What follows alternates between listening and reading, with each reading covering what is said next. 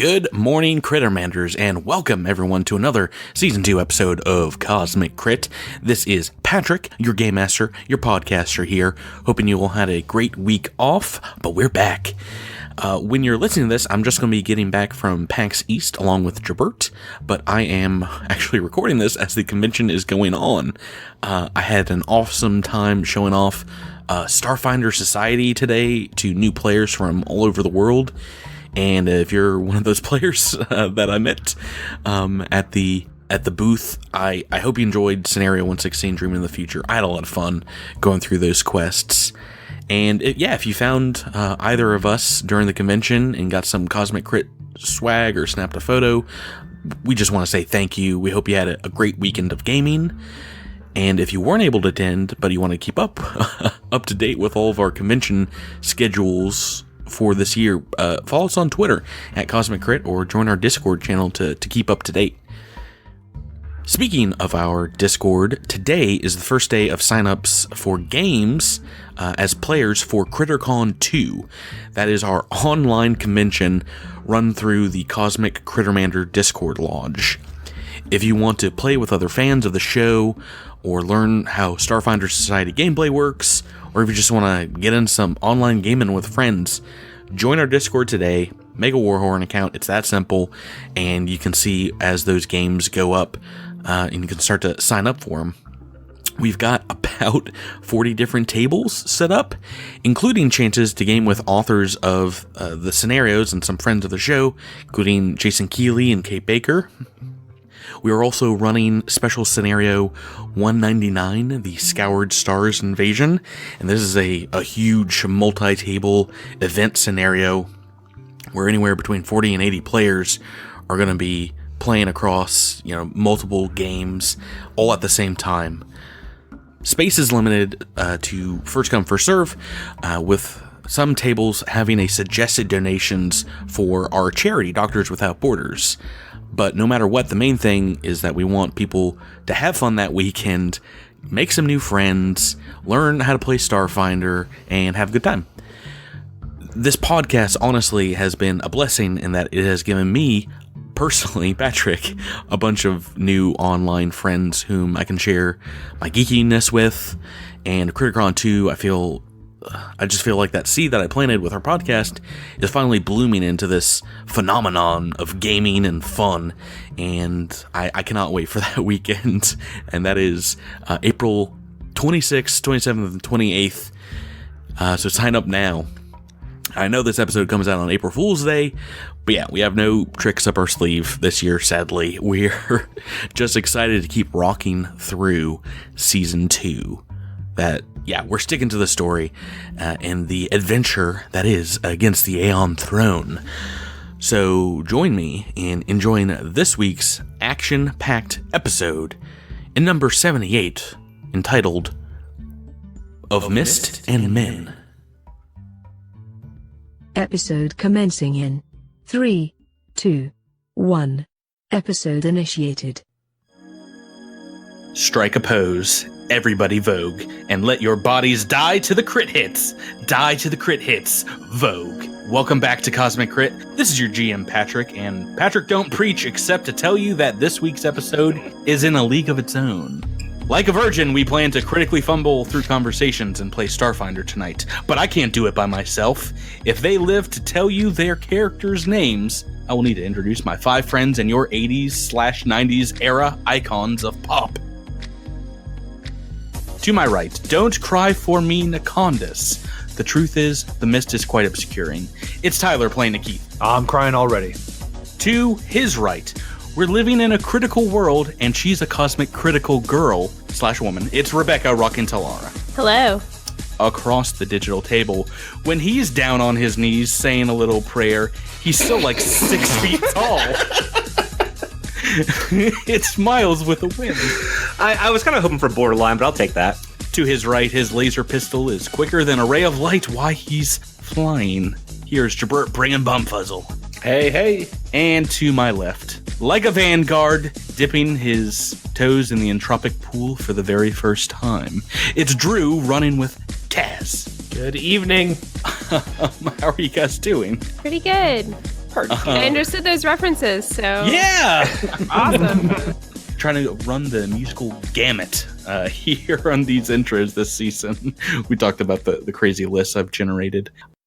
But what we haven't talked about yet on the show is Crittermanders and fans' reactions to your guys' new characters, which we've been getting back and getting fun stuff like amazing fan art already, some monstrous out there, and people making your heroes into Hero Forge minis.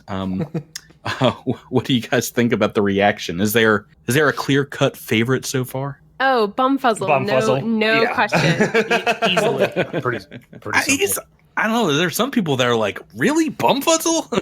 I have not seen that reaction at all. I have not seen that reaction either. So I don't know what dark corner of the internet you've been hiding out on, Patrick. But. Or Discord. He literally he was hiding out in episode spoilers. I mean, I was there too. I didn't see any disappointment about Bumfuzzle. And second up after Bumfuzzle is Tyler's drone, Idis. Yeah. Yeah. People love the flavor of a biomech Akata. And pointed out on our Discord, thank you, very astute Crittermanders. I think this was actually our good pal Max over on Shooting the Crit, that both Nikithi and Akata have a weakness to salt, which I didn't think of. Tyler, you said that's why you did it? Mm-hmm. Yeah, that was specifically why I did it. I was scrolling because I knew when I decided that I want him to be biomechanical, I thought, well, I could make up a creature, but I thought it would be more fun to bring a creature from the Alien Archive or Alien Archive 2. So I just started kind of paging through them. And when I came across the Akata in Alien Archive 2 and I was like susceptible to salt, I just kind of went, oh, I've got to write in a reason for this.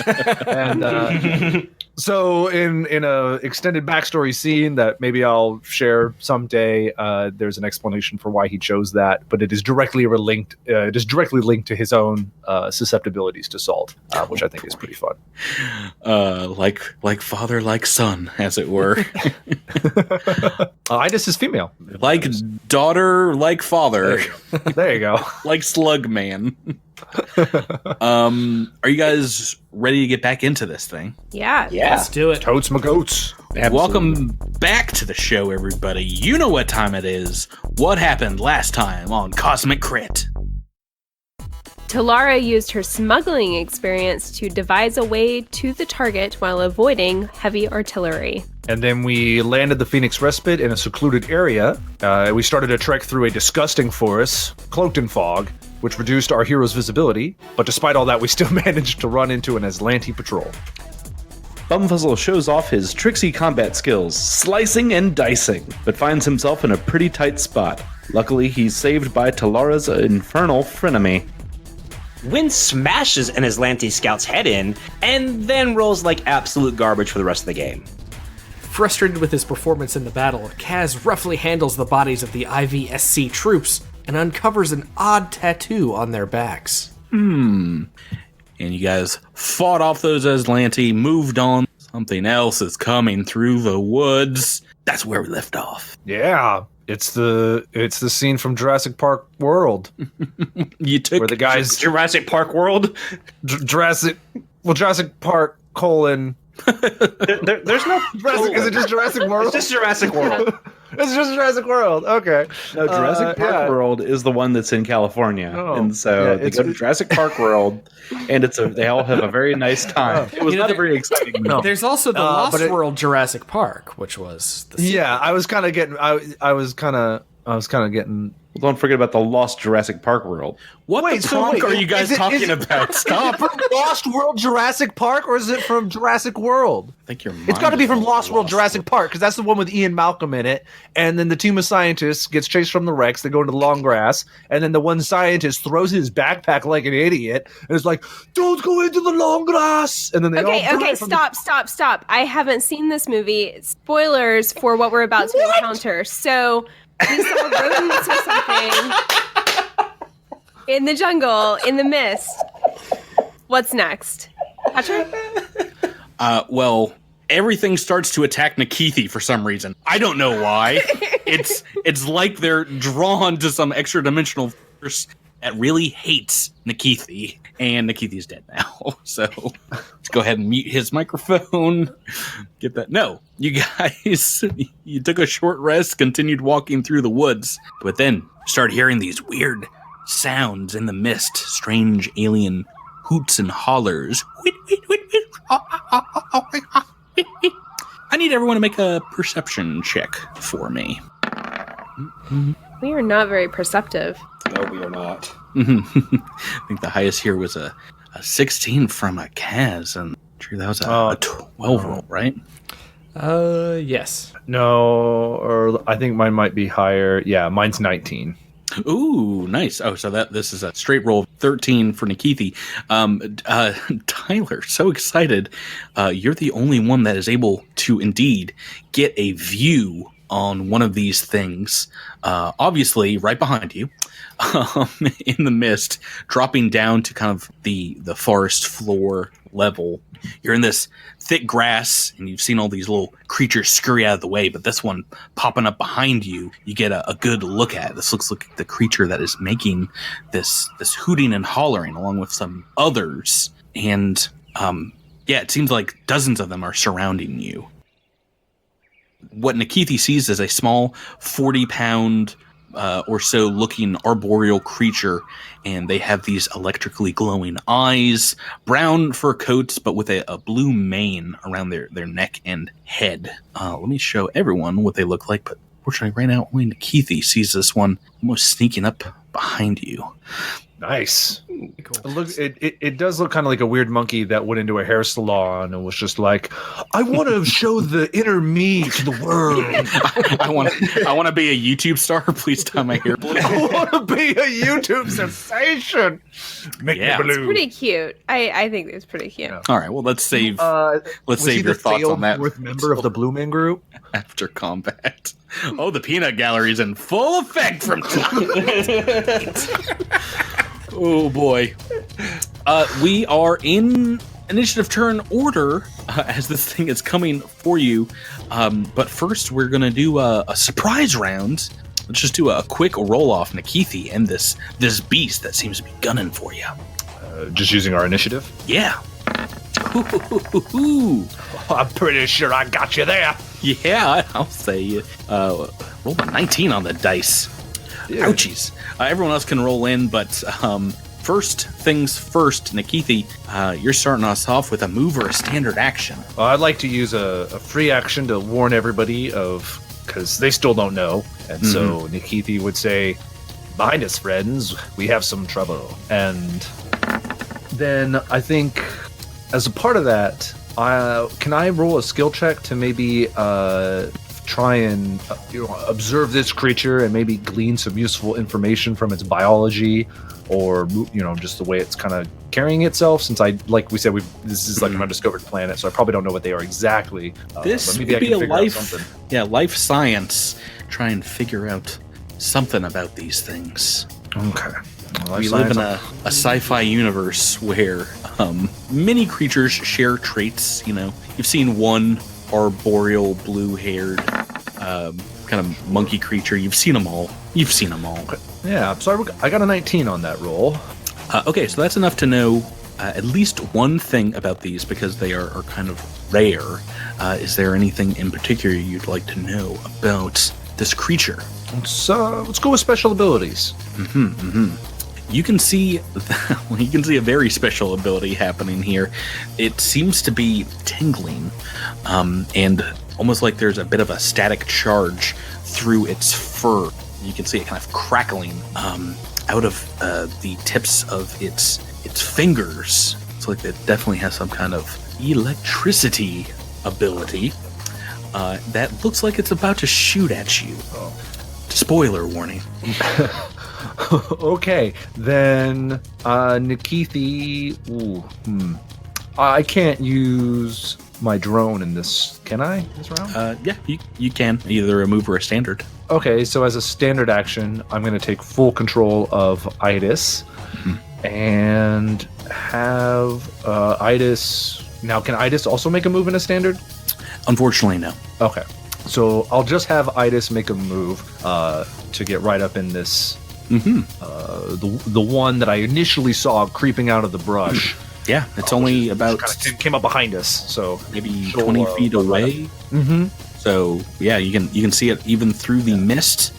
And then he'll verbally warn everyone about ranged electric attack. Right. Since this one has had one of the creatures move up on it, it feels very threatened, which means it is going to try and bite Idis, because it's standard action here. So attack roll. What is Idis's KAC? Idis's KAC is, I know I have this somewhere, 14. Great. I rolled a 10. That's a miss. Maybe latches onto one of the head tentacles, but can't get through what it thought would be very soft blue skin, but is actually like a synth weave, you know? So no damage there. Cool. You guys, having been warned, are looking around in the trees trying to spot these things. One of them does move down and drop to the floor. Another one you perhaps do not see is going to take a shot at one of you. It's to the far south in the tree line still, but is close enough to see some of you guys. I think I can actually see everybody, so I'm just going to randomly see who's getting that shot. Everybody except Idis. Of course, I called it at the top of the episode. It wants to kill Nikithi.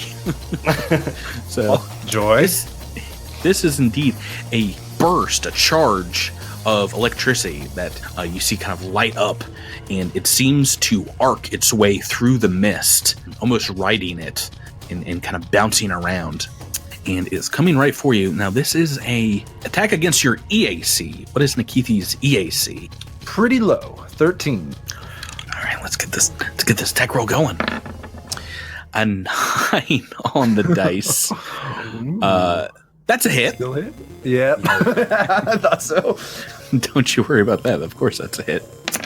And 2 points of electricity damage. Just good old-fashioned electricity damage. You feel a short, sharp blast of electricity down your spine as you turn the other direction trying to deal with this other creature. And yeah, it's about 10 feet up in the air in the dense tree coverage. This one here to the south. That is the surprise round. This other one takes his action to move down to the ground.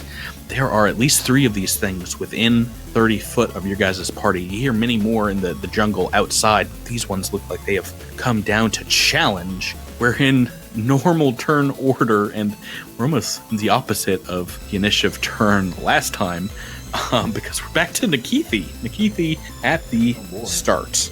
Getting a lot of you, Tyler, already this episode. Yeah. One thing I should clarify, because we did have such a cool artwork reveal last week, or since we, in real life, like 3 weeks ago. Artwork. Yeah, a while ago. But I did want to clarify, his artwork has, on his left appendage, he has the plasma claw, some kind of like, it's like the, I can't even remember what I modeled it after, but Nikithi otherwise has no weapons. His art does, because it's cool. It's a weapon that he created, which is why I wanted it in the. It's kind of based off something that's in I think Armory, and it's also based off something that I had in his backstory. But he doesn't actually have it. So when I don't ever attack with him, it's because he doesn't have a weapon to attack with. Okay, he's gonna have Idis attack this monkey with a melee attack. And so let's see here. Come on, numbers. All right. Nope. Natural 2. Ripping natural toot. And now it's back to these creatures. Rolled very well. You guys did not on this initiative. This one on top of Idis is going to try another bite attack. As much as she failed last time, she triply fails this time. I rolled a 3. Great. And I think this other one's just going to try and attack Nikithi again. It had good results last time. Let's try it again. 18 on the dice that time. Yeah. Ooh, much better. This is a D3 for electricity damage. 1 point of electricity damage. So not too bad. They're like small dog size, so not generating that much of a shock. This one that is on the ground is just gonna move straight into a big bear, a giant blue bear. It sees maybe something that looks like mother and wants to. Does that provoke?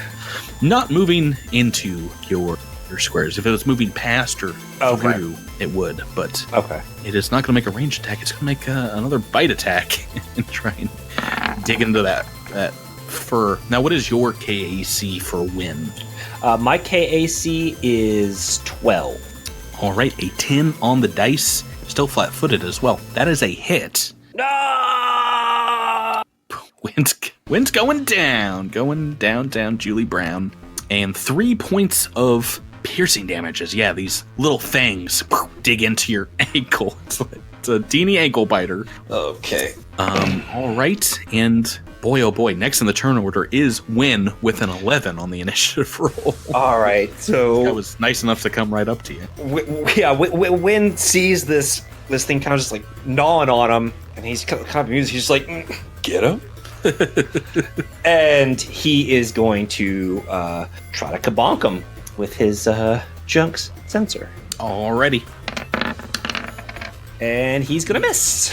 Excellent, yes. A 6 on the dice. I can guarantee that will be a miss. That brings us next to Kaz. Drew, how are you doing? You're like in the middle of the pack here, middle party. Yeah, but I think Kaz can get all the way over here, which will probably provoke. You're moving past this creature, right? Yes. Yeah, if you're just making kind of a straight beeline through it, it is possible to provoke. Is that what you want to do? Yes. Oh, you vanguards and your disgusting wanting to get hit.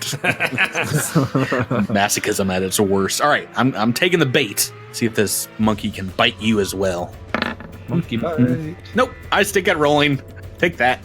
All right. So with that said, Kaz is going to, now that he is a flanking buddy with Wen, he is going to attack with an entropic strike. That is going to be a 17 attack plus 1 for get him, 18 plus flanking. What kind of attack is this? I'm going to do bludgeoning, because entropic strikes can be either acid or bludgeoning based on whatever I decide in the moment, and I'm going to choose bludgeoning. Right, but they're always against EAC, so Yes. 17, that's like well beyond a hit. Are you punching, kicking? What's happening? He is going to strike with a fist because he is mad and he wants to hit something with his hands because he hit nothing last week. Yeah, you punch. I mean, in the fight that we just had. How much damage is it? It is 6 points of damage. So you punch this thing into a furry, bloody pulp, and you see electricity kind of arcing out of its body. It's dead. It's well dead. Hey! One punch man.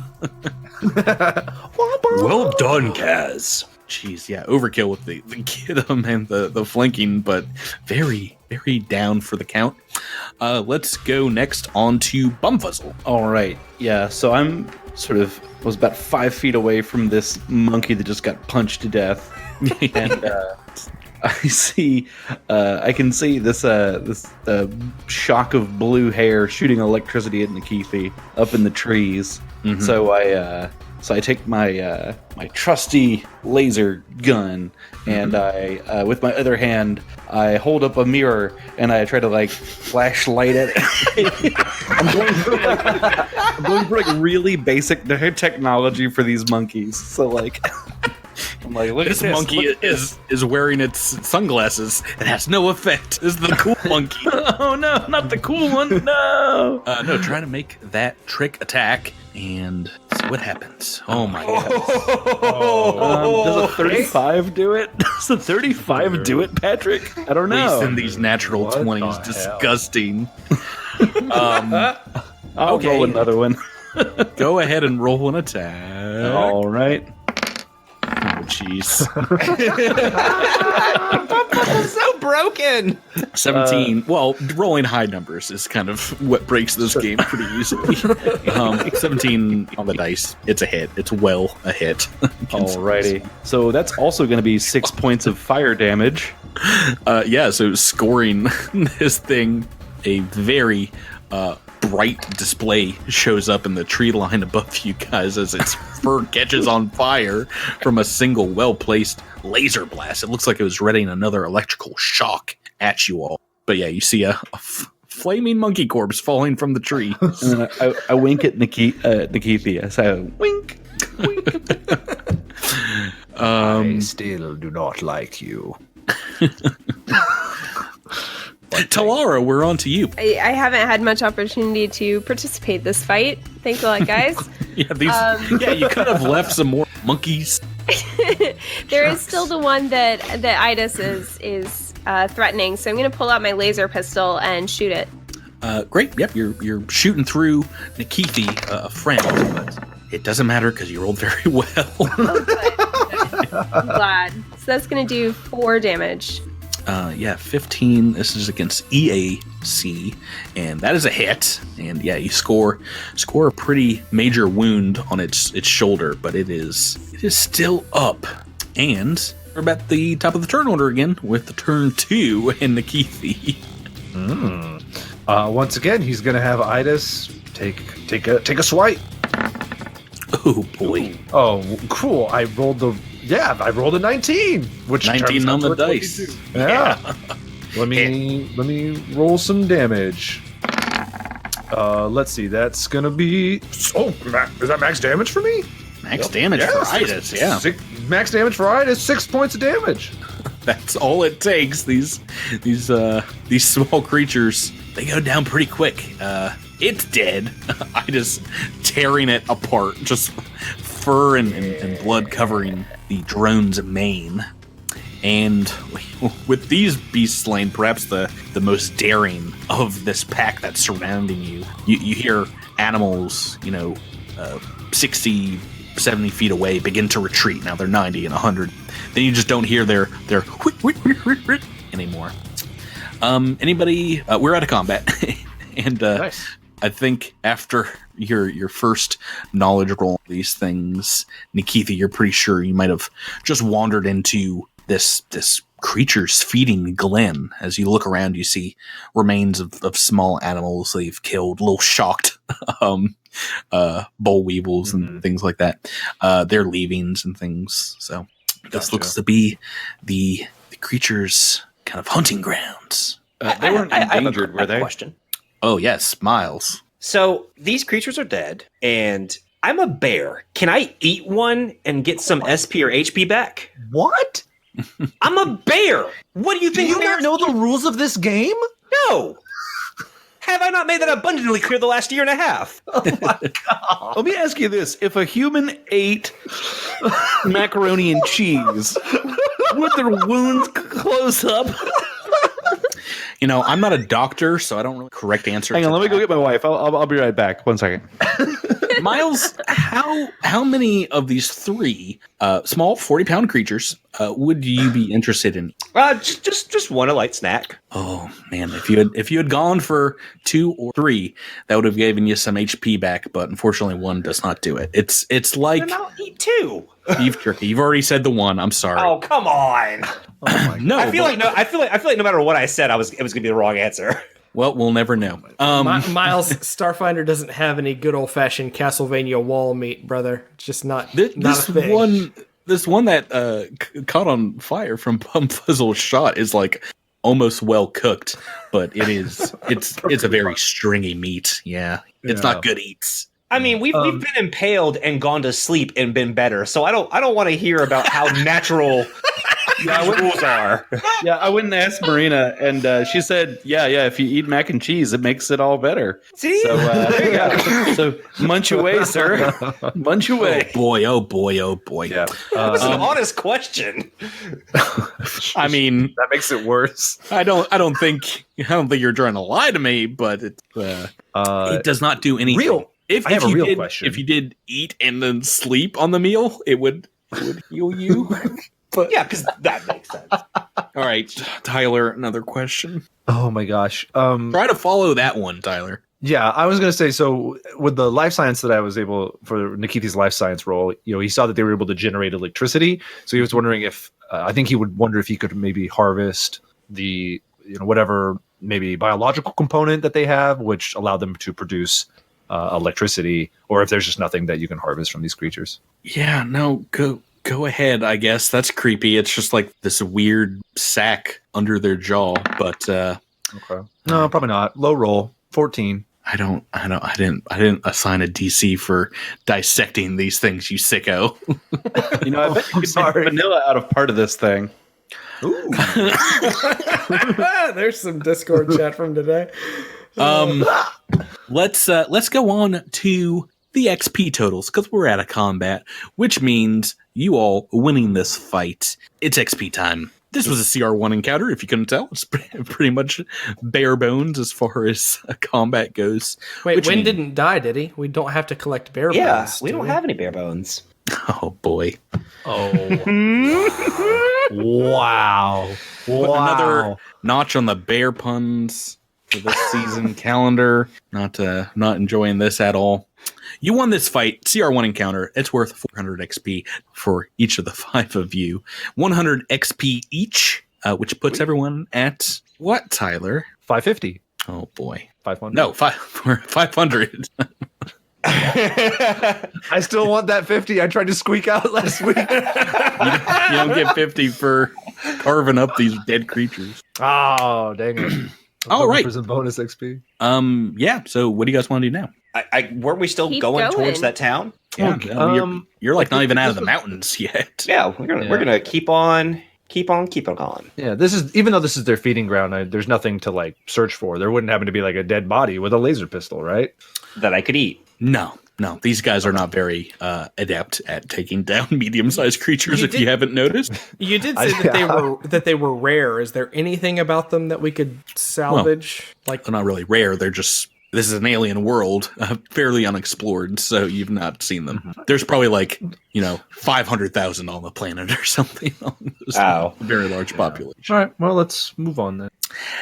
20 minutes or so before you come across in these foothills, these mountains, what looks like a small campsite next to a larger cave entrance. It is empty when you walk up on it, and by the time you can see it through the mist, you're amongst it. You see what looks like sturdy open tents, some mining equipment, scientific devices under large tarps, and a sign marking this location as BTEP-2. Do we know what that stands for or what it might indicate? Maybe a culture check. See if you've got any clue. Natural one's not going to work. Second natural one of the night. So we've got a couple of good rolls here. Perhaps some of the scant reports you've read about this planet marks this as one of the little geological mining survey locales that surround the town. You're probably still a couple miles out, but you are in the Blue Tin Mountains, and this is what it is known as a Blue Tin extraction point. Seems to be perhaps a mobile campsite. Maybe miners will rotate between them because there's no one here now and don't really see signs of anyone. But Kaz, as you step forward into this space and you all kind of looking around, we see your character react physically as you shake your head. All of a sudden, you're looking through the elements of a different helmet's hood through a red screen filter. We see a very similar mining camp on a distant moon years ago. This one built inside a small crater and covered in bodies. At this time, a voice reaches out to you through your helmet. It's a very familiar voice, one you've heard in your mind. Kaz, forget the past. We do today what we can with the ghosts of yesterday. Standing in your mind's eye now is an ancient-looking Kasathan with taut muscular arms beneath flowing red robes and scarves covering its face. Is your vanguard master, Joran of the Clan of the Hidden Fist, bearer of no banners, House Transcendent. Summon your training. Tap into the infinite ocean inside. Harness the pain of the past to form the crucible of your present. I will try, Master, but my anger, it returned. Your weakness is your strength. Summon your training. The voice kind of dissipates as this feeling subsides. You're able to catch yourself, and perhaps it's a good time to remind everyone that Kaz has a number of memories of his early life completely blank. It's only the last few years since being rescued by Sedona that you've been able to recall your training with this Kasathan master. But yeah, before that, just flashes like this one.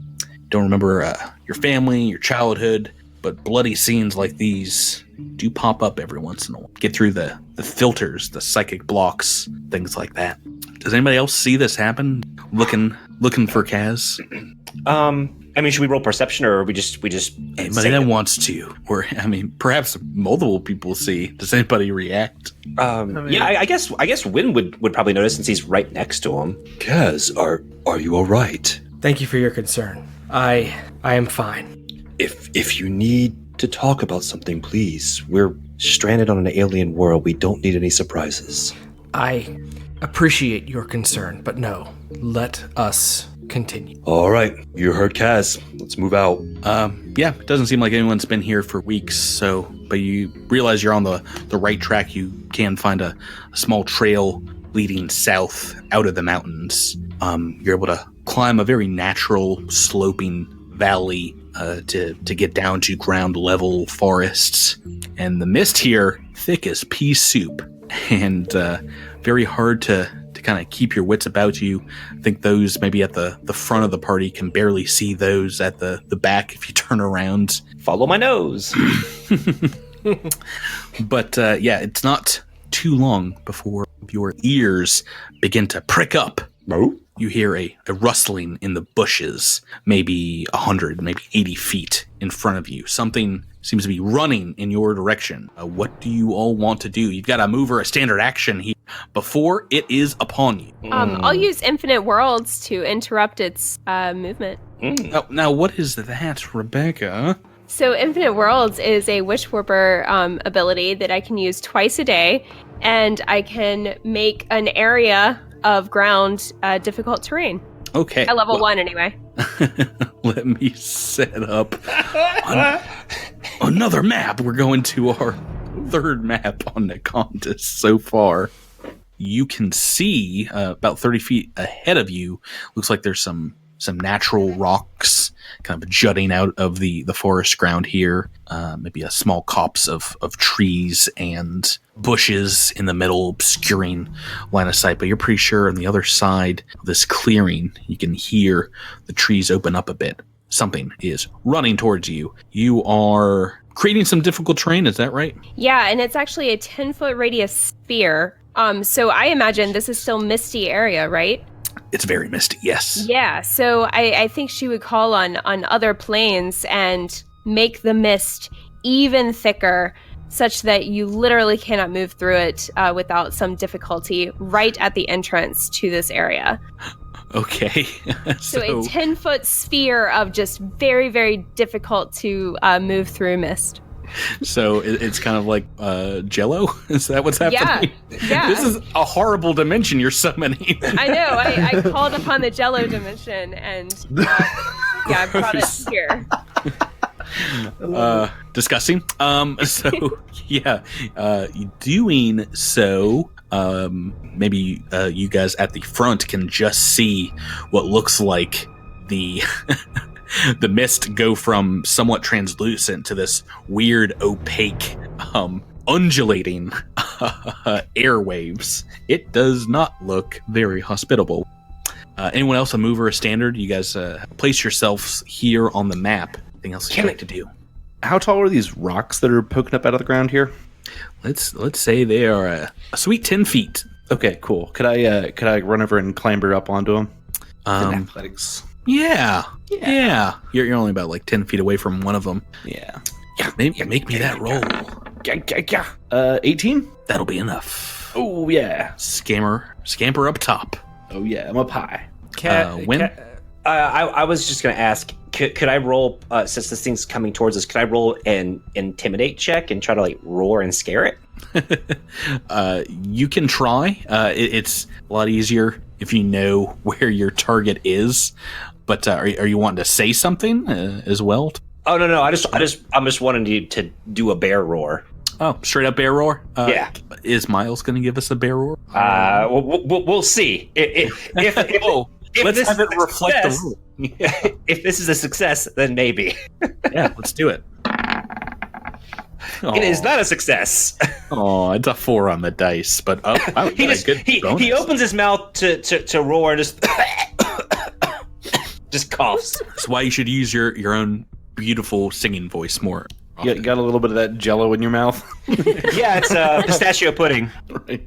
Nikithi, Kaz, anything?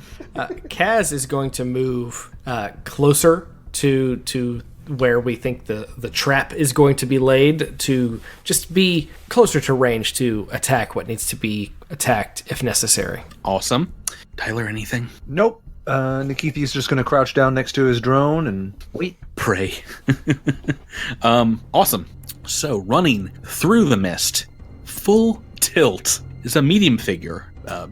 Bounding through the fog. Kaz, I think, is the only one maybe close enough at the start here to get a good look as it careens head first into the creepy jello fog dimension. You see a laser pistol in one hand. It's an older human male, maybe mid-40s, darker hair, some grays, a gap tooth, smile, and a fairly generic set of very dirty armor. And right before he steps into this cloud, running in awkwardly, just starts to swim through it, out of breath, says, you're not part of, they're coming right for us. We're in initiative turn order, everybody. A bullet shot rings out from the fog behind this man, splintering a tree. Flank! And you hear a small timber creak and moan as it collapses behind you. Let's get those initiative rolls in the turn order. Oh, beeswax. Everyone's getting ones. Yay. Yeah, it's the cool thing to do. All the cool kids are doing it. So Yeah. just join up. How delightfully average. I'm sorry, was saying beeswax a Winnie the Pooh reference? Oh, Baba. I'm not going to make it through this season. I'm not going to do it. It's just not going to happen. Tyler's so mad because when he played an uplifted bear, he wasn't going to make any bear puns. It was going to be an awesome, cool character with the no bear puns. Yeah, I don't think that would ever happen.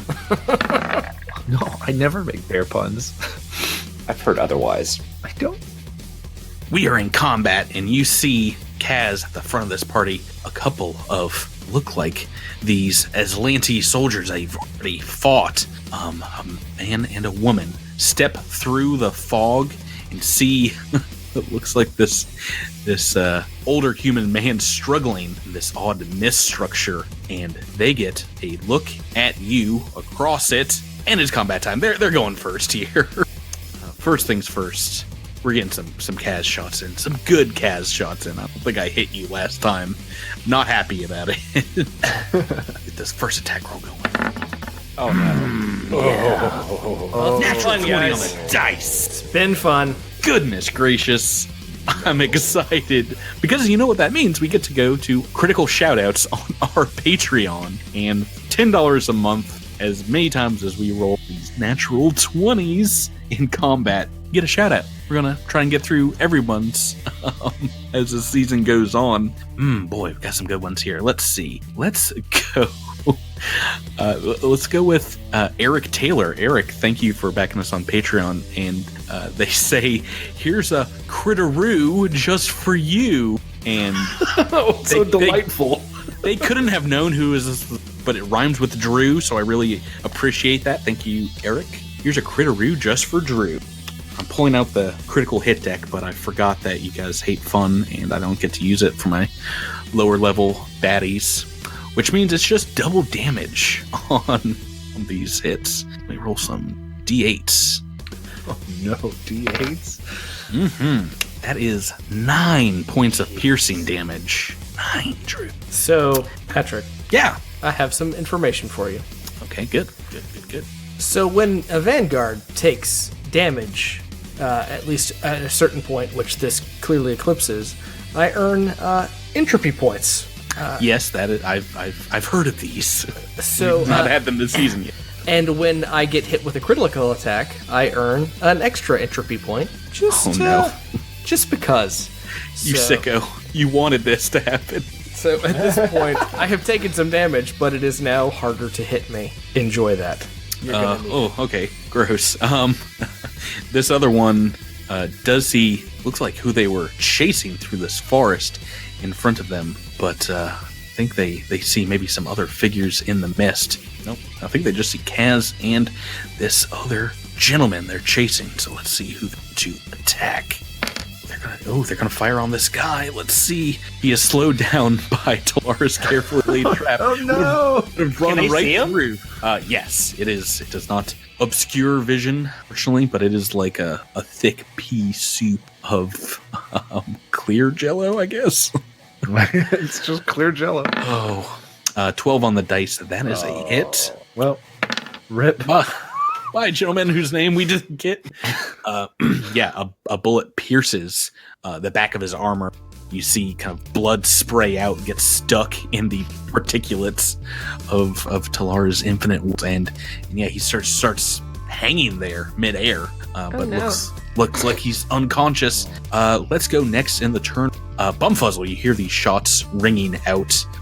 You can see Kaz looks like he took a pretty damaging blow. Yeah, and I see a dead man hanging in a jello ball. So that's Hold on, before we go any farther, I want to mention that the Infinite Worlds only last for 1 round because I'm only level 1. So I don't know how that works with surprise round. If it's just the 1 round, I still think it's going at least until the beginning of your next turn. Okay. As he just ran up on you guys the last few seconds. So still there, at least for now. Jabert, what you got?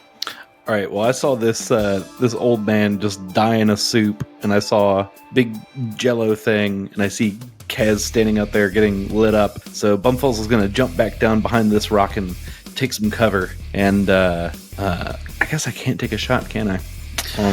Unfortunately, yeah, you're not able to differentiate targets at that distance. You know, maybe I'll just run in a little bit and stand behind Kaz. And, You can see them. I think once you get to there, standing behind your human compatriot. yeah, I'm using Kaz's cover because he's a big, tall human man.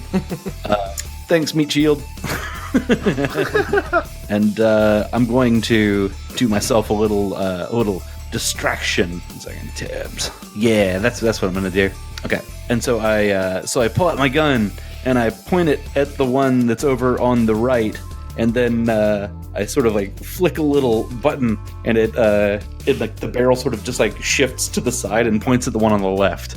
So he's not ready for it. He thinks I'm shooting his friend. To get smart gun. I know exactly. Think again. Again, sucker. All right, that's going to be a 29. That's good. Oh, for the engineering check. I forgot. Yeah, you do that in addition to moving. That's enough. Go ahead and roll that attack. Here we go. Too good. Oh no, that's the worst. Yes. Oh no! Natural 1. Shoot Drew in the back. Shoot Drew in the back. You could always use that re-roll per. Oh wait, no, you've already used it. Oh no! Are we on book 2 yet? Yes. The demarcation was the fight with those crazy monkeys. Oh, I forgot about you there. Book, a lot of back matter. Oh boy, going back to the critical fail deck on cosmiccrit.com/critical-fail-deck. Submitted by Nasson. This is called Hot Pockets, and maybe it's the Goblin Engineering, but your gun overheats, causing you to drop it. You take damage equal to half the weapon level, so 1, and drop. The drop destroys half the ammo inside, so half of whatever was left in the battery. But weapon in the dirt, right next to you. Not that bad. That's a nice level 1 critical fail for us. No, at least it's not a real junk laser. Yeah, bad things happen on some. Yeah, those just turn into grenades. Yeah. Awesome. Let's go next in the turn order to Talara. Okay, so speaking of grenades, can I move and throw a grenade, or is that not allowed? Now, would you have the grenade out? Because it is a move action to pull it, I believe. Yeah, that's what I'm wondering. So I can't move and pull a grenade out and throw it all in one turn, right? Yeah, unfortunately, no. Get ready, get in position, because right now you can't see anybody to, to hit. You have a general idea where firing's coming. Yeah, I don't really want to get in harm's way, though. Okay. That's a natural reaction to combat, so... I will pull a grenade out, so I'm going to pull my frag grenade out just so that it's ready to go. Okay. But for right now, I am going to... Yeah, I think I'm just going to stay there. I'm just going to stay where I am and pull out a grenade. Okay. Wait. Oh, okay. Do you want to hold a standard action? Do you want to, get ready to throw it if someone within view? Yeah, that'd be great.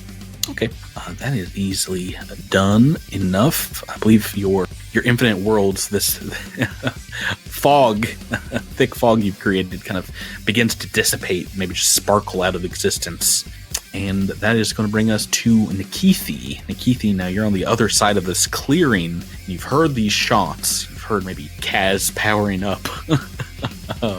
What would you like to do, Tyler? Oh boy, Nikithi can't see anything, so he's just going to tell Idis to move around and try and be helpful to win. So she's going to move over as far as she can, kind of to our south. He knows that Nikithi and Bumfuzzle are off to the north. Maybe he's hoping that maybe some kind of flanking can happen. He can't see it, but that's what he's kind of hoping for. So Idis is going to move 30 feet south. Okay. Move action for you? Yeah. I'll hide behind this rock. Okay. With Talara. Right next to Talara. All right. Yeah. Awesome. And sadly, bottom of the turn order, Miles, unnatural 1 on initiative. It's okay. I'm sorry. You skipped Kaz. Oh, I skipped you because, I thought you getting shot was enough of a turn. Sorry, no, Kaz. Drew, we're on to you. So, is this spot right here that I am pinging out of visual range of these cats? Probably not. All right. Kaz gives a look at Bumfuzzle and says, "Trust me, this will go our way," and ducks behind this rock. Okay. You're running away from them? I'm not running away, I'm setting a trap. There is a difference. Okay. All right. No standard action, just moving back about 20 feet or so. So you're hiding actually behind some trees. Kind of still see through them. You're getting a bonus to cover. Right now you are then 30 feet away from these Aslantes, so out of sight as it were. But we have last in the turn order Win, Miles with the natural Uno. What you got, Miles? So right now I'm kind of weighing my options. So all right, so they're too far away for Get 'em. Unfortunately. And I can't move and cast Get 'em. Well, you can because it's... Oh, it could be a double. Just a move action. Yeah, but then I'll be the only person there, and they're both going to shoot me, and then I'll die and become a bear rug on someone. It's not so fun when you're the frontline fighter who has to put themselves in the position of being hurt every single time. I don't mind that. It's just that I'm already hurt. Stop being so salty. Dang slug. The bear and the goblin both took some HP damage, right? Yeah. Oh yeah. All right. Well, what do you want to do, Miles? I'm just gonna move over here next to Bumfuzzle. Okay, making the goblin your meat shield. Yeah, not a lot of cover coming from that 3-foot tall goblin. He's resting down on his haunches like he's still twice as big as me. Yeah. You gotta Can you even squeeze get through that little bit. space? Yeah, I was about to say. the big bear's got to squeeze a bit, but you've got how much movement does Win have? 40 feet. Okay, yeah. So it basically this little area around Kaz will act like difficult terrain, but when you get over here, there's enough space to kind of spread out, rub your back on the rocks, and that's turn 1, and we're back to them. The Aslante have what do they have here? Well, they've got a shot on Bumfuzzle. They see a small goblinoid figure in the mist. I think they are going to move forward a little bit, so we have some more options. Let's see. So each of them moves about 10 feet forward, maybe kind of flanking out, keeping the thick jungle forest against their backs. And let's see, we got a giant bear, space goblin, and the person that they're pretty sure is almost dead because they got like a gut shot on them, even though behind a lot of cover there. Let's see who this first one here to the north, the female, is going to fire upon. Oh, that's going to a Bumfuzzle, and the one to the south, it's going to win. The giant bear through the woods. So you're going to get a little bit of cover from the foliage. Yeah, the trees are actually obscuring a bit. But let's do first Bumfuzzle, rifle shot coming at you. Oh, jeez. Oh, 18 on the dice. You don't like to see that. Starting things off. D8. 5 points of piercing damage. Mm-hmm. And let's do one against Win, your buddy right behind you. Win, what is your KAC? My KAC, I believe, is 12. All right. So unfortunately, it looks like you are getting some cover from the trees, from even perhaps a Bumfuzzle, but I've rolled a 7 on the dice. That is a miss. Woo! Just a miss, though. Let's couldn't hit a little better. Broadside of a bear, could you? Let's go on to Bumfuzzle next. Let's see here. So my gun is on the ground. I forgot all about that. Yep. Yep. Well, you don't have too many options at first level. Well, if only my friend the bear and the ninja weren't complete cowards. Unfortunately, no such luck for the goblin. Oh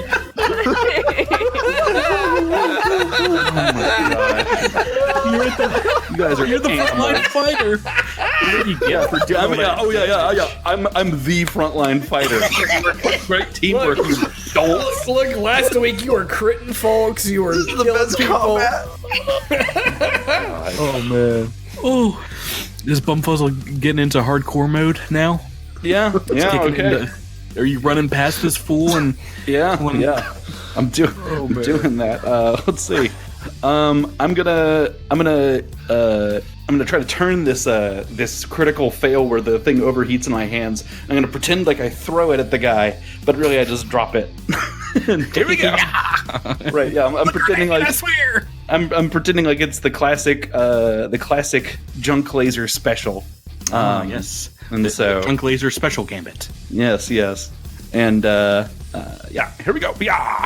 Jeez, Dude. I'm rolling 20s on these engineering checks, but Yeah, stop rolling 20s on engineering checks. oh yeah, I'll do my best. Unfortunate. I'll do my best, coward. we know we gotta average that.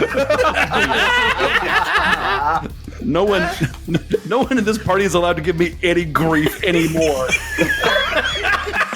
What I've done. All right. Oh, super hit. Oh boy, yeah, super hit 19. That's a hit. And then that's going to be max damage. It's going to be 8 points of damage on this guy. So close to a cosmic crit. Yep.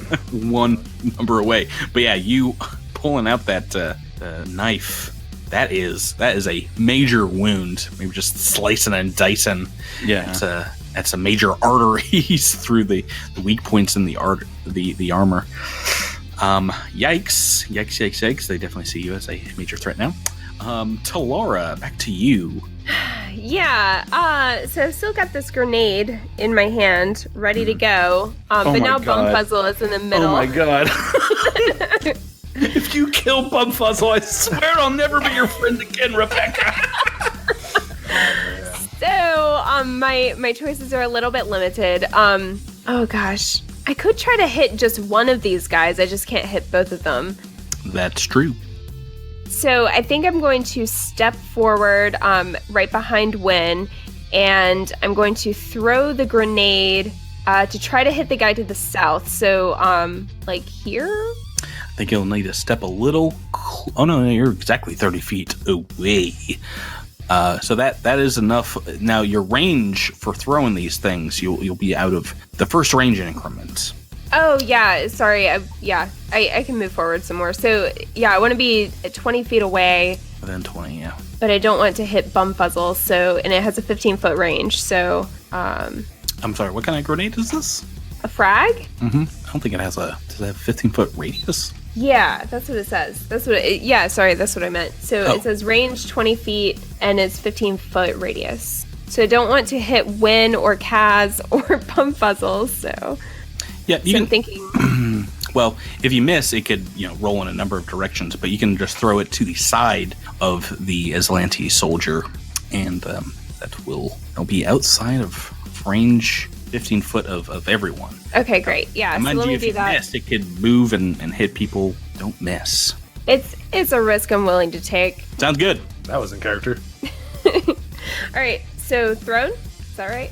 Yep, it's a strength-based attack roll, and you're basically attacking the ground. Yeah, and I'm not great at strength or BAB, so this is probably not going to go well. Well, it's pretty easy DC. I think it's normally DC 10, but you are trained with grenades. A natural toot is not going to go great. Oh, rolled a natural toot, so... It's a miss. Well, listeners, I hope you enjoyed Bumfuzzle's big adventure in the jungle. Oh, no. Oh, no. Now, determining where a myth grenade lands, Rebecca, can you roll a D8 for me? 6. Okay. 6, I believe it's going further away from you. Yes, that's good. Yeah, so... Good news is, Kaz or Bumfuzzle probably not going to die from this grenade. Awesome. Better news is that the Aslanti is still within the grenade's range of effect, I believe. All right. Let's see. I imagine it would hit that embankment, right? Yeah, there's a little wall behind it. It might land on top. Like you got super air with the grenade. But let me roll a reflex for the Aslanti. Ooh, natural 1, so taking full damage from this. Go ahead and roll the damage. Okay, 4. Nice. All right, 4 points of damage on the board for this one in the south, and you guys just hear branches and tree trunks kind of snapping as bits and pieces of the frag grenade kind of explode through the mist. That is a Talara turn, bringing us back to Nikithi. Gunshots, explosions, normal day. Okay, so Nikithi sees Win potentially, hopefully, preparing for an attack, and he does want Idis to be of the best use. So he tells Idis just to get in there and try to flank the enemy. And so Idis is going to take a double move and get right behind one of these soldiers. She's kind of tucked up against an embankment, and this is the guy who just got grenaded. So there she is, and that'll be everything. That is her turn. Getting a look at this Aslanti through your drone's eyes from the safety of about 40 feet away. Next, we're on to a Kaz. Kaz leaps back out from his moment of respite to Hiding spot is what that was. his trap that he laid. That was his fortress of cowardice. Oh boy. We'll talk about this later.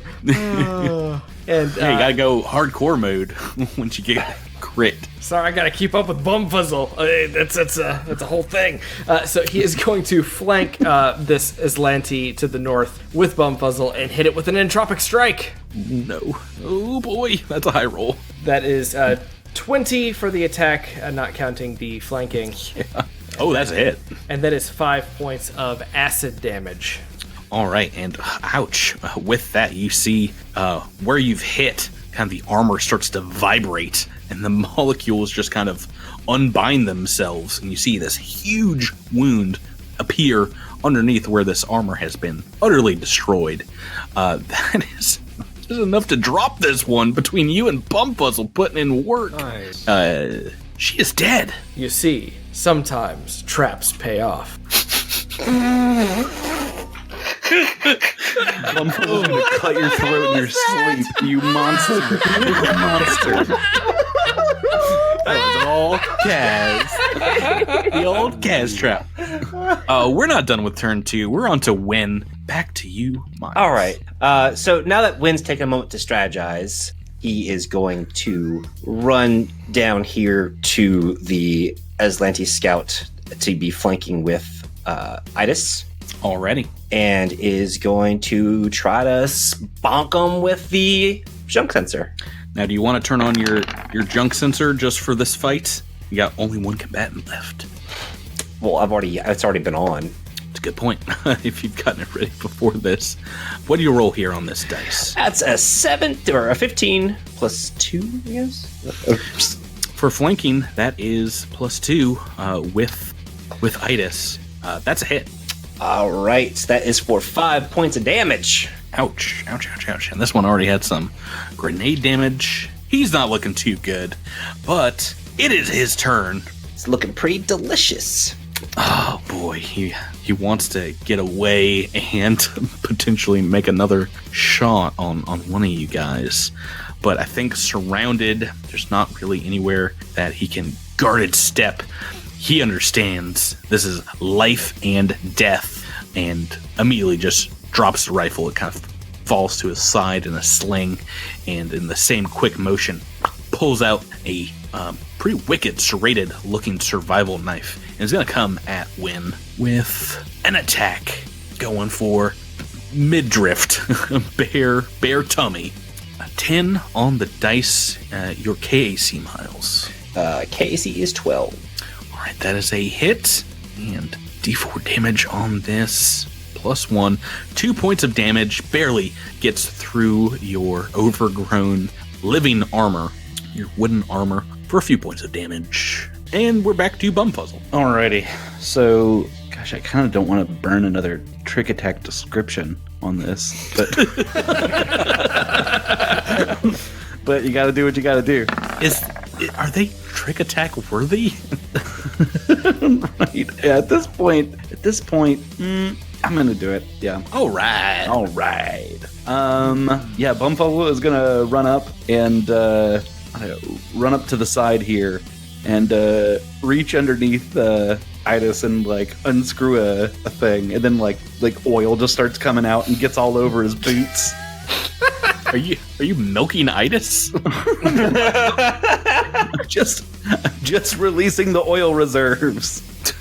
changing out the oil. Just changing the oil. And I said, that sounds like a euphemism. I look around and Nikithi's not here, so I'm like, this is gonna be fine. I can fix this before he gets back. And so I do that. I swear, if you roll another 20 on this. No!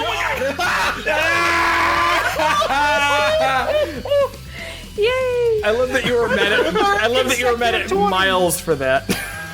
What is happening? Oh my What is happening? Swear to goodness.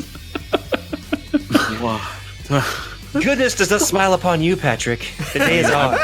I'll take it as opposed to the attack rolls, but Well, that was a 19. clean. Well, getting that trick damage still. Yeah. Yeah, the attack is a hit, obviously. Super hit. And I got absolutely minimum damage, 2 points of damage. Thank goodness. This guy's sticking around through though very, very distracted by your oil gambit. But that brings us back to Talara, surrounded by your teammates. You do have a shot on them, but it is up to you. What do you want to do? Yeah, I'm going to pull out my laser pistol and take a shot. All right, shooting through your furry friend. Yep. Not great. Nope, not at all. That's karma for you. 2 on the dice is 4 on the dice. 6 total. Gonna be a miss. Nikithi, back to you. Nikithi's working with his custom rig, and the part of the rig lights up, and he check oil. Punches in a few things, and he sees that the hydraulic fluid that runs the automatic shell ejector for the Gulch gun that's installed is low. But he doesn't see that any damage has been put into the drone. You should get closer to investigate. Naturally curious, he gets closer to investigate. He's gonna stay behind some shrubs. I don't think he can. Can he actually see? Oh yes, no, he can see. So he sees fluid all over the ground. Yeah, something wrong with Itis. Looking very guilty. This You is gotta like take Itis back to the store. This one's broken. He's extremely curious as to what caused this seemingly spontaneous fluid leak. Meanwhile, he's still going to command Itis to attack to try and bite, or I'm sorry, not bite. Try to claw this soldier in the throat. Okay, Itis. Let's see what happens. Probably not as good. Oh, that might be enough. Oh, that's more than enough. Flanking with the giant bear. That's 16 plus 2. Yeah. Mm-hmm. Yep, but minimum damage, 3 points. That's okay because every hit point matters, and this is enough to get another Itis kill. I think this is number 3. Itis drags this thing, to the dirt. You see just a pool of blood filling up the Aslanti armor. We're out of combat. Bumfuzzle starts like trying to scoop the oily dirt and like put it back in the tank. And, That's like, how it works. And like there's like blood in there too, and he's just like shoving it in. He's like, "It's fine, it's fine." Just screw it back. I am upset. And also disappointed. And he calls the drone over and he begins working. He's gonna begin working on it. Oh man. Yeah. So who exactly is this Joker that died in my trap? Well, he's actually still breathing, but bleeding out, I should say. Breathing and bleeding. Does anybody have any healing capabilities? Any ability to staunch the blood loss? I mean, I can do a medicine check. Is I that have a something? healing serum. Well, it's up to you if you want to burn it. When does or Mouse does Win know like first aid? I mean, he's got +6 in medicine. All right, give me a roll. We'll see if you can enact some treatment. That's a 19. So enough to keep him alive right after. We're not going to lose this one today. Giant bare hands, kind of just choking the blood loss to a stop. But you're able to get some bandages on it, and looks like he'll make it. We are out of combat, which means it's XP time. Once again, you won the fight. It was another CR1 encounter. You know that's 400 XP divided amongst you, 100 XP each, which brings us to what, Rebecca? 600. 600, almost 50% of the way to level 2. You guys, very similar gear, kit output to these other Aslanti that you saw. It's pretty wicked looking survival knives on them, heavy armor, and these Imperial pacification rifles. We're out of combat. What do you guys want to do? I probably question this. Is he conscious or is he just alive? Right now, he is not dying, but he is indeed unconscious. Okay. Yeah, Can I gonna look for some ID on this guy? It doesn't look like there's anything really on him, perhaps minus... Actually, I think he's got like a piece of tape on top of his armor that just reads Jellic. Like in pre-K when they put a piece of masking tape on your back so everyone knows what your name is? Yeah. So Jellic died in Jello? Yeah, his name He's not dead. probably is Almost died? Almost died in Jello. So Wynn sees like the tape on his armor and just looks at Bumfuzzle and goes, "Friend of yours?" Bumfuzzle just shakes his head and then walks over to the bushes and then lies down in the bushes to take a 10-minute nap. Does this guy have? I think you described that he had a laser pistol with him. Yep. It looks like it's nearly out of ammo. That's fine. Nikithi he would check the boy and make sure that we take any kind of weapons he might have away, because we do not trust him. We do not know them. He doesn't want them to be armed when they wake up. Easy enough. While you're looking at him, maybe these other bodies, you notice every time one of you move, there's this little device on the front of the Aslanti armor that seems to be pinging this very short light, like a little flash. Can I identify that with an engineering check? Make me a roll. That's gonna be a 18. Yeah, you're not too sure what it is. It looks like it's kind of Aslanti tech, but what exactly it does. Nick Keithy looks over at Bumfuzzle and says, "Perhaps you know more about this." Oh, now you need my help. And so Bumfuzzle walks back over and bends down and takes a peek at this thing. Oh, yes, of course. This is, I don't know what this is. Exact same roll. Where are your 20s now? You rolled an 18 as well? Yeah, I look down and I say, this is, Aslanti? Yes, I meant the device. Well, as the boys cannot figure it out, perhaps Talara, as they're looking it over, you get this weird sensation just coming within a few feet of it. There's some magic radiating off of it. If you or anyone else wants, you can use mysticism to see if you can identify what exactly this thing is doing. Will do. It's an 11. Ooh, Kaz is less than that, right? Yeah. Yeah, unfortunately, it doesn't look like you guys can figure out exactly what it is. It's definitely some kind of hybrid magical technological device. But can I use life science instead of mysticism? Because of my my Osharo nature, I can use life science. Oh, that's to identify creatures, I think. Yeah, this is magical hybrid device. It is very small. Does anyone want to take it with them with the knowledge that you can only have a couple of magic items on your person at any time? Do we know for sure that it's not going to track our movements or otherwise do nefarious things to us? It looks, you're not sure exactly how it works. It looks like it might have been used to track others. It looks like it is at least pinging whenever you guys move near it. So, oh, like some sort of a motion detector, maybe. Yeah, how it works exactly, you do not know. Is it worn on the arm or something?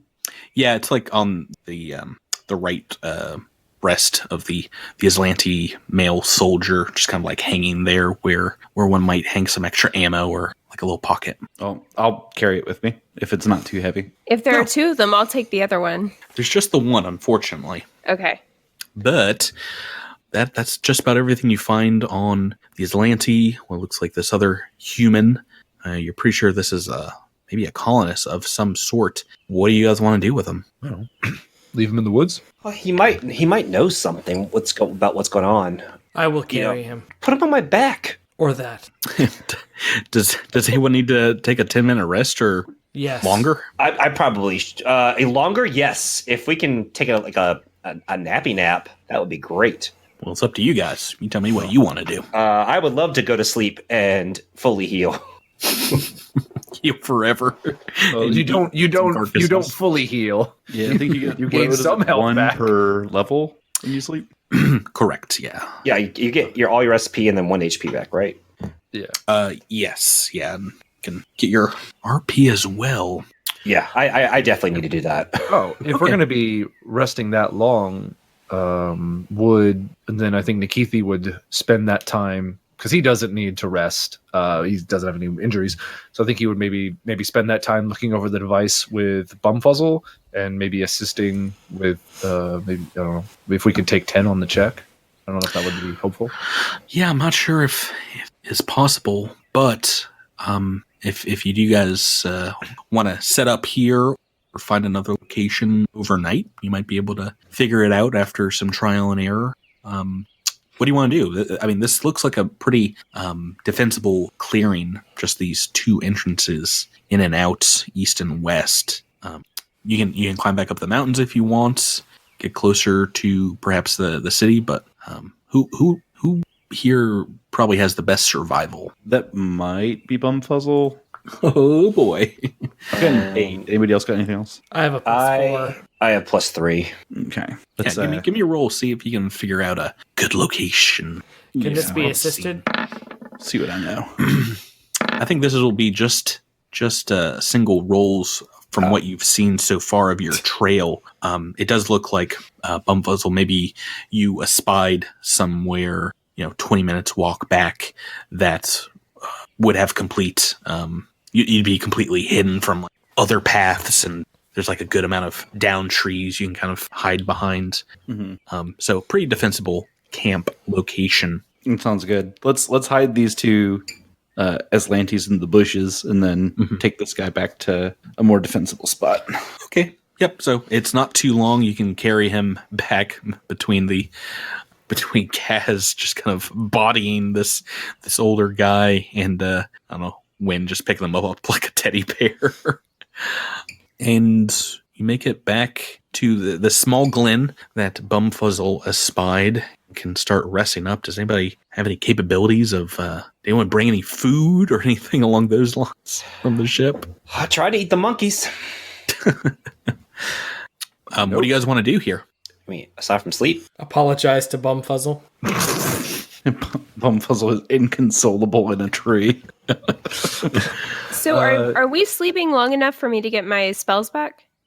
Yeah, I mean, you can wait until dawn breaks on the next day, so it's a little more than 12 hours because we're just in the afternoon there.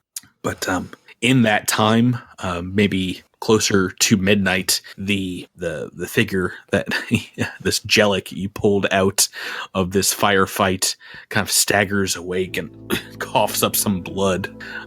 Looks like he might be coming to. I'd like to cast Charming Veneer on Wynn and let him talk to this strange man. This new season and all your guys' new abilities.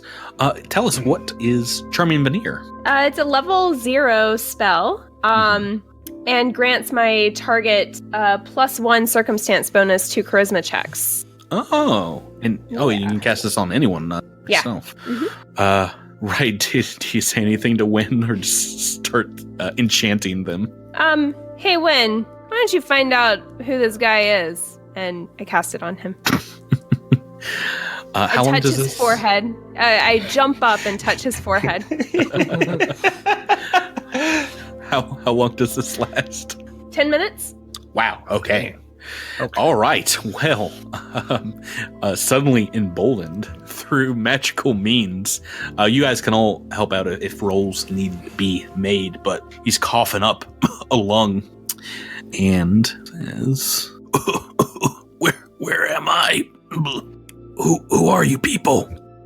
I am Wynn of the Hexen Way. Oh, okay. You're obviously not with the Aslanti. No, we bring supplies, friend. We bring supplies for the colony. But what of the Aslantes? What? We did not expect them. No one does, son. No one expects the Spanish Inquisition. Jeez. Let me catch my breath and get up. Does anybody have any water? Presumably there's some in the supplies that we're bringing. Nikithi carries around a canteen of water. That is actually on my... He actually does. So yes, he has water. He takes it from you and unscrews a salt shaker and just pours it in. And says, Oh, good old salt water, my favorite. Just kidding. He takes a long draft and kind of clears his throat and hawks up something that looks black and in red and says, My name's Jellic. I'm a member of the Maidalon's Landing. Boy, oh boy, I don't know how far back to start my tale for you. It started about a month or so ago. We saw what we thought was a meteor land, a dozen or so miles from camp. A group of folk went out to investigate. Some of the more scientisty types, Sedona and Corsica, and along with some others. And when they came back, they done said it wasn't no space rock at all, but some kind of high-tech probe that destroyed itself in its fall. And, well, it landed a stone's throw, though, from something else. Looked like another crashed ship, Sedona said, but it had been there a long time, maybe centuries or longer. It was overgrown with wildlife, so I guess none of our scans had picked it up on our initial scouts of Nacondas. Well, anyway, Sedona went inside this crashed ship and came out the next day a little banged up, but no worse for the wear, and she had an armful of old tech she was real excited about. Said it was cutting-edge stuff. She had to sit down with our leader, Maidalon, and my, and with another colonist named Ibretta. See, Ibretta's chief engineer here in the colony, and she's my ex-wife. Anyway, Sedona told the two of them. The rest of them got real secretive about everything. Couldn't tell you why, though. He goes in for another drink. Anyway, a couple days go past, things start to settle down, only to blow it all over again. Starship showed up above the township unannounced in the middle of the night. It opened fire on our communications array, melted the dang thing to slag. The town was surrounded and no less than 24 soldiers, armed, equipped, with their fingers on the triggers. They broke down our doors and surrounded everyone, took us to the town center. And a couple of younger folk, they pulled pistols on them, and they got killed faster than I could keep count. And the rest of us, disarmed, we were in our skivvies in the town center, were party to a speech from their leader, this real brutal sounding lady. I didn't get a good look at her face, mind you, but I could tell she was a dangerous one. She told us in no uncertain terms that this here planet was annexed and now was a part of the Aslanti Star Empire. Another man, a good man named Tullen Broader, he got up, raised a stink, and it weren't but 10 words out his mouth before that she-devil Aslanti had put a bullet between his eyes. Tullen fell to the ground deader than dirt. And his wife, well, she was beaten unconscious then. She had raised such a wail, ain't anything I'd ever heard before. They made us bury the bodies until the sun came up. The widow brought her too. Worked us through the next 2 days putting together this building in the center of town and raising their command post. This garrison where they've been operating out of. Anyway, after that woman in charge had to taking control, she started asking around, questioning folks, interrogating all the colonists, see. They was asking about that old ship Sedona found. They claimed it was some as ancient Aslanti tech. They seemed awful interested in it, so they rounded up the mayor, Madelon, and Sedona, a few others that had gone out there and locked them up inside their garrison. The ship that landed, the Aslanti left, but this occupying force remained and started instituting martial law. Their rules made this place a prison camp more than anything. You step out of line, you don't ask how high when they say jump. These sickos are more likely to break a bone than ask anything twice. We've been trying to make do these last few weeks, but the punishments are out of hand. I've had to bury more than a few of our own since that first night. So tell me, sir, how is it you came to this place? Well, whenever they find people running, they shoot first, so I saw a chance and I had to get out of there. They were already in the forest, though, hunting for some of the others that escaped, and I ran right into a squad of them. I managed to get, I think one of them down with a few shots from the old blaster here, but I turned tail and ran again. I think it was a lucky shot. But yeah, one of their bullets grazed me, and this other one don't look too good, huh? Yes, one grazed you and then one didn't. Yeah, they say you don't hear the one that gets you, but it looks like you dressed this wound pretty well, though I'm still hurting. Oh, anyway, that's when I ran into you all. Well, it looks like this colony is over. We should take our supplies, take him, and sell them somewhere else. Doubtful. What now? If the Aslanti Star Empire wants this colony, then they will have it. There is nothing that will stop them, and they will kill anyone who tries to take it back. Oh, this one's a this one's a bed of roses. I walk over and I give Talara a high five. I may have run at the sight of them today, but we showed them what we were capable of. Thought that was a trap. We will continue to show them it was a trap. But I also ran. But it was a trap. Two things. It was the whole thing. Thanks for the character development moment, Miles. Nikithi gets really dark and he goes, "Your words are all very brave, but when you see the inside of an Aslanti prison and are treated like cattle, maybe your words and your bravery will not be so sharp." You mentioned that there were others who ran. Did any other escape? Do you know? No, they're keeping everyone under lock and key for the most part. It was hard to get away from one of those work camps they got the younger folks on. But like I said, they got plenty of folks locked up. It's keeping most people in check. They said they'll execute them. A mayor in Corsica and Sedona. I don't want to see those people hurt. I feel bad about running, but I was hoping I could get help. I have a feeling this is why Sedona contacted us in the first place. The Aslanti Empire is no better than many of the corporations mining planets in our own packed worlds. They're just going to spread, and if they know that we're already here, they're not going to let us leave. I think we should help this colony. Pronking Aslanti. They're no better than the rest of us. On that, we agree. At a minimum, we should at least try to extract as many survivors as we can. If we can't take it's a planet, for gosh sakes. If we can't take the planet back from them, then we at least need to try to evacuate as many of the prisoners as possible. I mean, it ain't much of a planet. It's a small colony in the behind end of the vast. Ain't no one gonna come to our rescue. If it weren't for you folks, I don't know who the next people to show up to this planet would be. Well, tell us, do you know of any weaknesses in their defenses? Somehow that we could sneak in. Yeah, I mean, I don't know much. I was running for my life. Golly, but yeah, putting me back together. You all bringing some weapons and whatever that thing is. He points to Itis. I mean, if you all want, I can try and take you into town stealthy, like get you to sit down with the ex, Ibretta.